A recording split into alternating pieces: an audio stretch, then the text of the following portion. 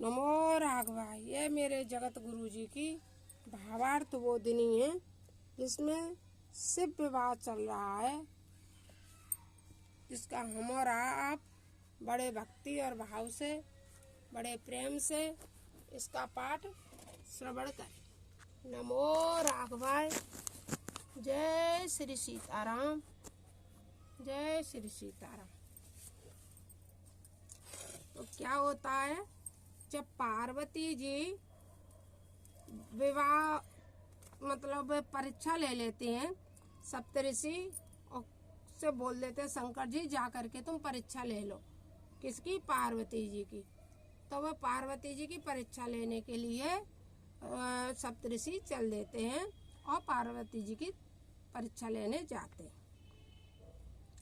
पार्वती पे जाओ तुम्हें प्रेम परीक्षा लेओ, गिरिय पेर पटायो भवन दूर करो संदेह। तुम पार्वती जी की प्रेम परीक्षा ले लो और उन्हें संदेह दूर कर दो उनके पिता का, और उन्हें उनके घर भेज दो। तब ऋषि तुरंत गौरी पाए गए, देखे दशामन बेसमय भये हो। तब सप्तऋषि कहाँ पहुँचे? पार्वती जी के पास पहुँचे। जब पार्वती जी के पास पहुँचे और उनकी दशा को देखा तो सप्तऋषि बहुत दुखी हुए। क्यों दुखी हुए? इसलिए दुखी हुए क्योंकि तपस्या पार्वती जी बहुत छोटी थी, और छोटी अवस्था में पार्वती जी ने बहुत तपस्या की। क्योंकि कुछ दिन पत्ते खाए, पहले तो हरी बेलपत्री खाई, फिर सूखी बेलपत्री खाई, फिर जो पानी कहीं गिरता देखा हो ऊंचे से, तो वो जो बड़बूला पड़ता है उसको उनने ग्रहण किया, तो वो उनने खाया, और इसलिए उनका शरीर बहुत जर्जर हो गया था। इतनी तपस्या उनने शिव जी की प्राप्ति के लिए की थी। तो हमें अपनी बेटियों को थोड़ी बहुत बचपन से ही अच्छे वर के लिए तपस्या करनी पड़ती है, तभी हमें अच्छे सुयोग्य वर की प्राप्ति होती है। क्योंकि जे तो अब चल गया कि हम बहू देखे आए, जे वो जो नई पीढ़ी में आ गया, नहीं वरना वर ही देखा जाता था। और अच्छे वर के लिए माता पिता कि हमारी लड़की के लिए अच्छा, आज भी सोचते हैं कि हमारी लड़की के लिए अच्छा वर मिले, लेकिन बचपन से ही सोचते हैं। तो बचपन अच्छा कब होता है? जब हम भगवान की शरण में जाते हैं। भगवान के बगैर कुछ होता नहीं है।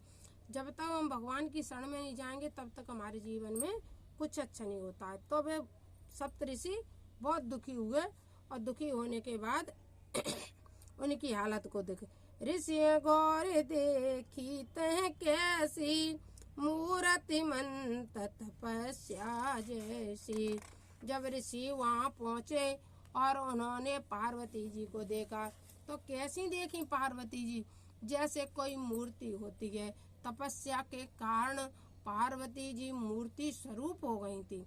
ये क्या है? आप कहीं देखना, आप कहते हैं वो ऐसे वैसे, मतलब किसी के बारे में बोलते हैं, ये समझो यहाँ तप होगा, यहाँ भजन होगा, यहाँ भजन का प्रभाव अपने आप दिखता है, और वो अलग ही।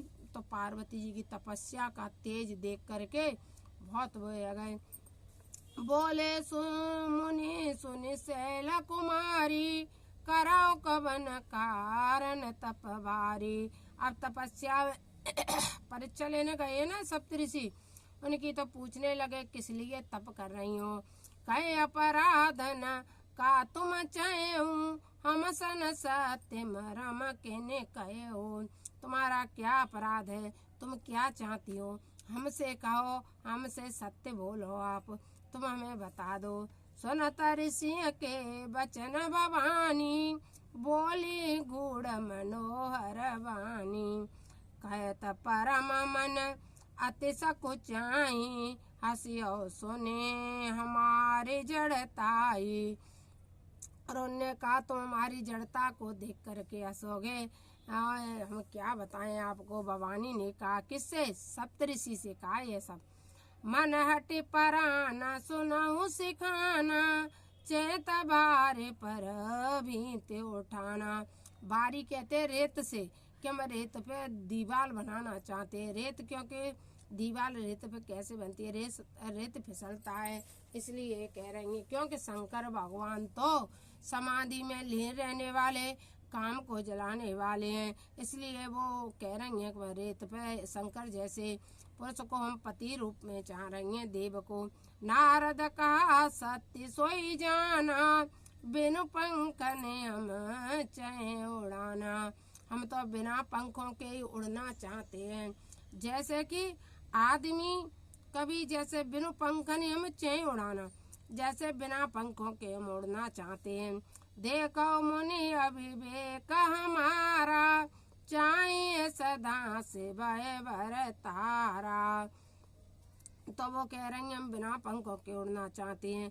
जैसे कि जो लोग बेईमान होते हैं वो दूसरे की कमाई को, दूसरे के पैसे को हड़प करके अपन पैसे वाले होना चाहते हैं। ये बेईमान की वो परिभाषा है। लोग मेहनत बिना करके अपने पैसे वाले बनना चाहते हैं। उसे भी बिना पंखों के उड़ना ही मानो। जब कमाते हैं वही धन संपत्ति हमारी अचल होती है।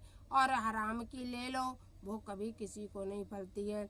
वैसे ही पार्वती जी कह रहे हैं कि बिना पंखों के हम उड़ना चाह रहे हैं। नहीं मुनि हमारे अविवेक देखो, हम शंकर जी को सदा सदा अपने भरता रूप में चाह रहे हैं।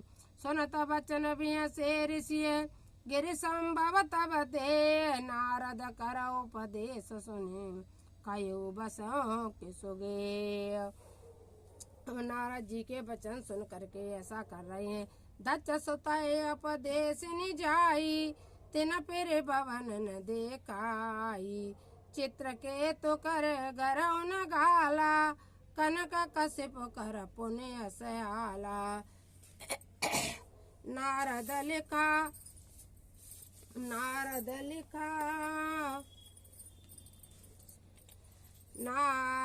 लिखा जे सुनहि नर नारी, अवश्य होय तजे भवन विकारी।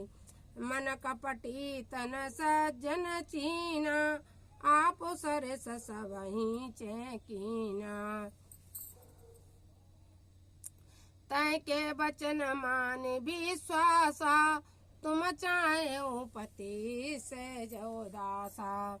निर्गुण निर्लज कुबेश कपाली, अकुल गे दिगंबर व्याली। कयो कवन सुख असबर पाए, बल फूल ठग के बोराए। पंच कहे शिव सती भी आई, पुण्य पडरे मराई ताई। सहजय काकिन के भवन, कबहु किनारे कटाए। अजऊ मानऊ का हमारा, तुम कह बरनी कब चारा। अति सुंदर सुचि सुखद सुशीला, गावै वेद जासु जस लीला। दूषण रहित कल्प गुण राशि, श्रीपति पुर कुंठ निवासी। असबर तुम्हें मुलाय बयानी, सुनत बेहस कहे वचन भवानी। और सप्तऋषि तो परीक्षा लेना था, इसलिए सप्तऋषि कहने लगे तुम्हारे लिए बहुत अच्छा ज्ञानमान, बहुत अच्छे धनवान ऐसे तुम्हें पति को ढूंढवा देंगे। तुम्हें इनको भूल जाओ, हम तुम्हें अच्छे से अच्छा वर दिलवा देंगे। लेकिन पार्वती जी काम मानने वाली हैं। तब भवानी यानी बेहस भवानी और पार्वती जी हंसने लगी और हंस करके फिर क्या बोली। सत्य कहो गिरे बाबा तनुया, हटन छूट छूट बरो देया।